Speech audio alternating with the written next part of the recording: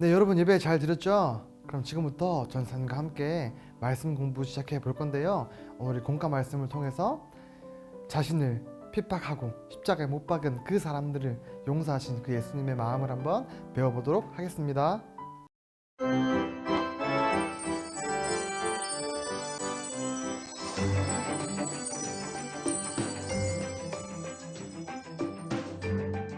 제7과 용서하시는 예수님.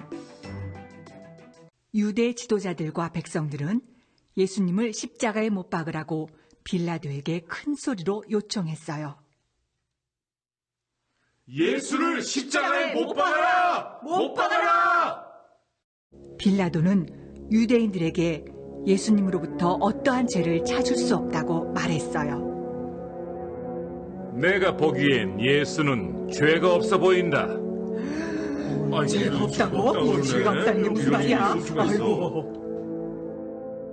그때 무리들은 예수님을 죽이고 살인자 바라바를 놓아달라고 일제히 큰 소리로 외쳤어요. 예수를 죽이고 우리에게 바라바를 주시오! 유대인들이 더 큰 소리로 예수님을 십자가에 못 박으라고 외치자 빌라도는 예수님을 십자가에 못 박도록 하였어요. 예수를 빨리 십자가에 못 박아라! 어쩔 수 없군. 너희가 원하는 대로 하라.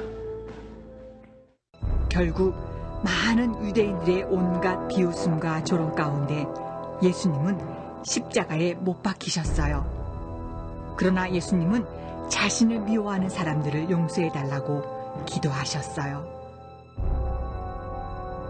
하나님 아버지, 저 사람들을 용서해 주세요.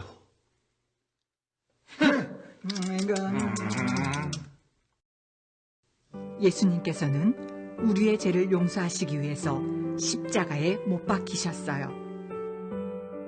나의 죄와 잘못을 용서해 주신 예수님. 나를 용서하신 예수님, 감사합니다. 자, 여러분 먼저 우리 십자가에 못 박으라고 소리치는 사람들 앞에 서 있는 예수님과 빌라도를 스티커로 한번 붙여보도록 하겠습니다. 이 빌라도는 예수님에게 죄가 없는 것을 알았어요. 그래서 3번씩이나 이스라엘 그 많은 사람들 앞에 이 사람은 죄가 없다, 이 사람을 죽이지 말고 그냥 매를 때려서 벌만 주고 살려주자 라고 이야기했는데, 이렇게 앞에 있던 많은 사람들은 아니다, 예수를 십자가에 못 박아 죽이고 바라바를 풀어주라 라고 외쳤습니다. 바라바는 그 당시에 아주 큰 강도로 알려져 있는 사람이기도 하고, 그리고 이스라엘 백성들을 로마로부터 해방시키고자 했던 지도자라고 말하기도 하는데, 그런 범죄자를 풀어주고 예수님을 십자가에 못 박으라 라고 소리쳤습니다. 자, 2번 한번 볼까요?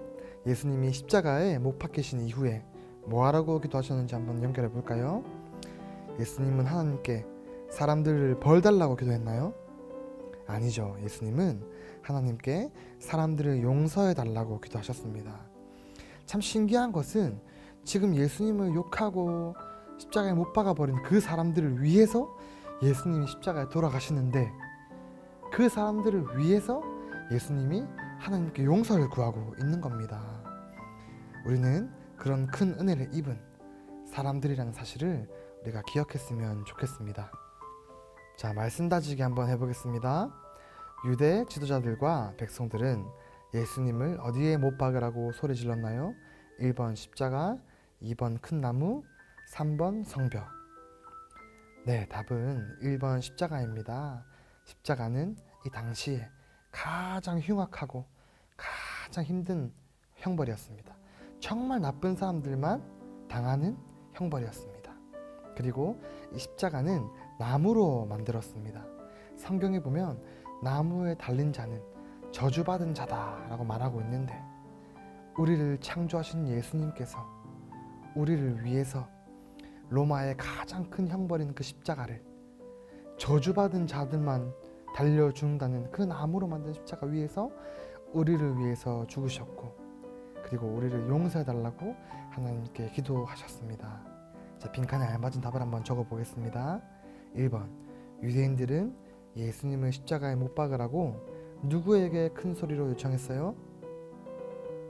네, 바로 빌라도입니다. 2번, 빌라도는 예수님으로부터 어떠한 무엇도 찾을 수 없다고 유대인들에게 말했나요? 바로 죄입니다. 빌라도는 3번이나 예수님의 죄 없음을 사람들에게 이야기했지만 많은 사람들은 그를 십자가에 못 박아 죽이라고 외쳤고, 빌라도는 결국 유대인들이 원하는 대로 예수님을 어디에 못 박았어요? 네, 바로 십자가입니다. 그래서 빌라도는 조금 억울할 수도 있지만 결국 그가 예수님을 십자가에 못 박는 판결을 내려고 허가를 내렸기 때문에 그는 나중에 예수님을 십자가에 못 박으라고 말한 뒤에 자신은 죄 없다고 손을 씻었지만 그는 그 또한 그 죄에 동참하게 되는 사람이 되었습니다. 자, 4번입니다.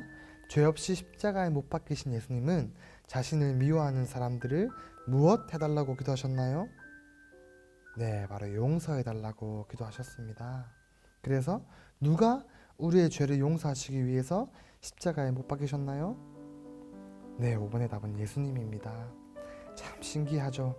자신들의 죄를 위해서 십자가에 돌아가시는 분을 자신들이 십자가에 못 박고 그들을 위해 십자가에서 죽으시는 그분은 하나님께 자신을 십자가에 못 박은 사람들을 위해서 기도하시는 아이러니, 그것이 우리가 이해할 수 없는 하나님의 사랑입니다.